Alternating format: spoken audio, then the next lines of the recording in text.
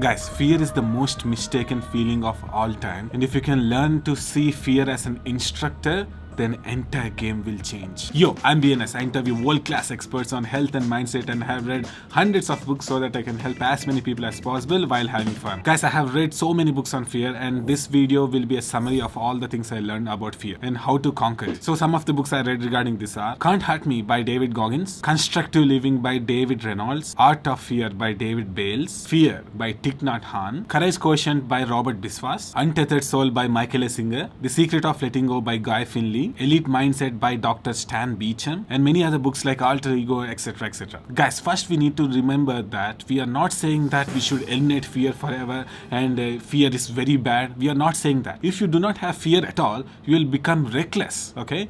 But if you have too much fear, you would be crippled and become like a coward. So that's why following Aristotle's teaching or following a mean is important. So it's better to be in the middle. So being courageous is important here. Guys, remember that the word courage has a Latin root word which means heart. Just like heart which pumps blood to every organ of the body, similarly, if you have courage, it will enforce every virtue. Without courage, you cannot enforce any virtue. Tally ho.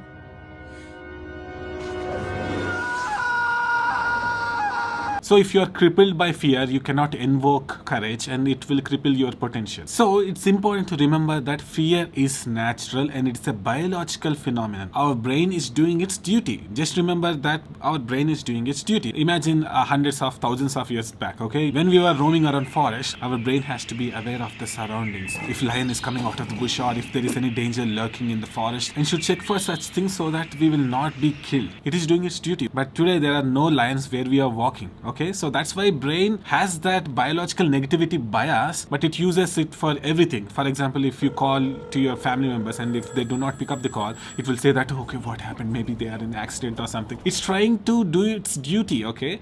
But we need to respect that and just say that, okay, it is doing its duty, so I will not care about that. And it is a part of common humanity, not only you. Our brains are wired the same way and everyone has the same biological thing. Psychotherapist David Reynolds in Constructive Living talked about this, that if someone says that they do not have fear at all, it means either he's a fool or he's lying. So everyone has fear, but some people know how to go beyond that. Some people don't know how to do that. Tony Robbins in his seminars do this, that he'll randomly ask a person to share his problems, okay? When he shares his problems, he will ask the rest of the crowd, how many of you have the exact problems? And almost 50 to 60% of them raise their hands. It shows that everyone has such fears. Okay, so it's the part of common humanity. So we want to conquer fear, right? So let's go to the etymology. Okay, the real root word of conquer means to seek. Okay, if you want to conquer something, you have to seek that. If you want to conquer fear, you have to seek fear. I'll give an example. Okay, imagine that you're walking upstairs when it is dark, okay, in the night. You might fear that a demon is lurking in the dark and you're so afraid that you will run away to your room. But if you ever try to force yourself to look back to the ghost, you will see that there is no ghost. As Emerson says, that if you do the things that you fear, the death of fear is certain. Michael A. Singer also talked about this. Imagine that you got stuck by a thorn, okay?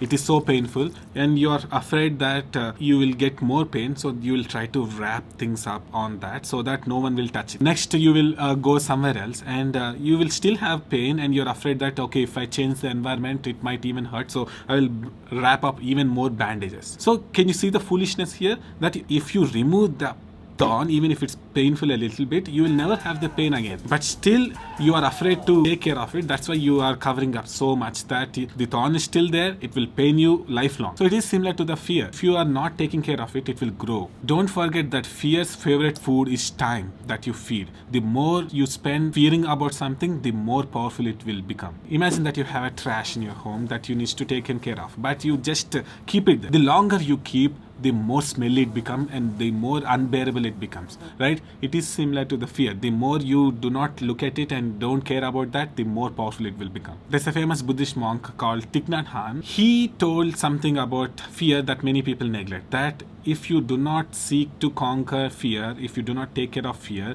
you will get addicted to something so that you can cover this up. Many people are afraid of so many things and they are afraid to look at that, so that's why they get addicted to something like alcohol or gambling gambling or smoking or something, so that they will evade from the reality. See, for our body, fear and excitement are both neutral energy. Our interpretation will release different kinds of neurochemicals. So it's very interesting to know that if someone considers that energy as excitement, some other neurochemicals will release, or some other hormones will release. If you think it is as negative and if you think it is as stress, some other things will release. Cortisol, something like that will release, and it will make you even worse. There's a famous singer called Bruce Springsteen.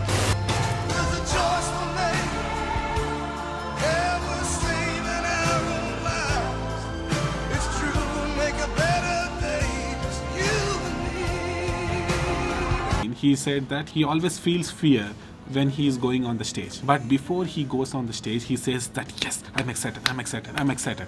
Once he do that, what happens is that the negative energy will convert into positive energy. Our neurology will change. So when you're trying to do something big, say to yourself yes, or something like that, so that the stress and fear will convert to enthusiasm and excitement. If you're getting afraid of something and if you're developing some kind of fear, it shows that you're doing something good, right? So if a person is lazy, if he do not do anything else, he don't get fear because he's not doing anything. So he's not taking any risk, so he's not getting fear. But does that mean it's good for him? So now I will give you some of the practical tips that you can use to conquer fear. It's always important to remember that a sound mind resides in a sound body. If you're not taking care of your fundamentals like sleeping or eating right, moving enough, then neurochemicals in your body will push you towards such kind of fear, like biologically. So our brain will become even more afraid of so many things. So it's better to always prioritize sleep. Many people say that if I do not sleep, I will become another person. If you do not sleep well, our brain will not function well and it will be tense for so many reasons. So my number one tip is to take care of the fundamentals like eating, moving and sleeping. David Goggins, you know him, right? So he's the author of Can't Hurt Me and other books as well. He shared a technique where he said that write down all the things that you conquered before. If you look at your life, you did some of the things you thought you would never do and you had the courage to conquer it, right? So write down all those things and just know that next time if something happens, you have the innate capacity to go beyond that. It will give you lots of confidence. There's another technique given by Tony Robbins called 90 seconds rule, where you can say that okay, for the next 90 seconds I'm going to experience the fear. Okay, if you fear something, just give it 90 seconds and you be afraid as much as you want, but after 90 seconds leave it. That is a way to train our body that okay, it's okay to fear but not too much. And there's another technique called alter ego effect, where you can imagine yourself like your favorite superhero. Really, it works. They conducted lots of studies where they said that if you imagine yourself like your favorite superhero, you will do more courageous things. So next time imagine yourself like a Batman or Superman or someone to figure the things out, and you will become more courageous and you will conquer the fear. And a technique given by Michael Singer, I do it personally and it's very powerful, that imagine that you're getting fear. Okay, you're experiencing fear, just observe it. Just close your eyes and observe that fear. It will become, you will feel so afraid, you will feel so tensed and everything, but keep on observing that fear.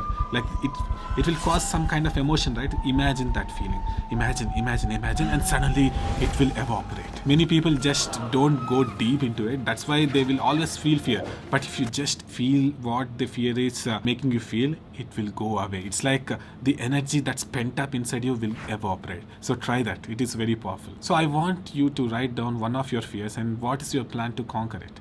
So will you do that? So thank you so much guys for watching. You guys are awesome. Tagline. Yo. Want to say subscribe? Yeah, thank you.